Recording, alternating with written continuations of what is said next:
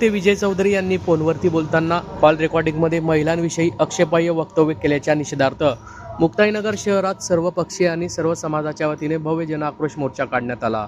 परिवर्तन चौकातून तहसील कार्यालयापर्यंत निघालेल्या या मोर्चात मोठ्या संख्येने महिला, युवक आणि विविध राजकीय पक्षाचे पदाधिकारी सहभागी झाले होते। महिलांचा सन्मान हाच आपला स्वाभिमान अशा घोषणांनी संपूर्ण परिसर दणाणून गेला होता।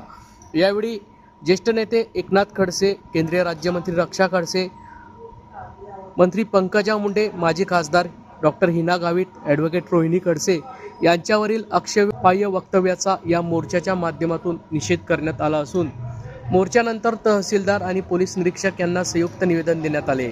या निवेदनात संबंधित आरोपी विजय चौधरी यांच्यावर भारतीय न्याय संहिता आणि माहिती तंत्रज्ञान कायद्यानुसार बिगर जामीनपात्र गुन्हा दाखल करून त्यांना तत्काळ अटक करण्याची मागणी यावेळी करण्यात आली आहे। तसेच कठोर कारवाई करण्यात यावी अशी मागणी या प्रसंगी करण्यात आली। या संदर्भात ही माहिती 6 ऑगस्ट रोजी दुपारी 4 वाजता माध्यमांना प्राप्त झाली आहे।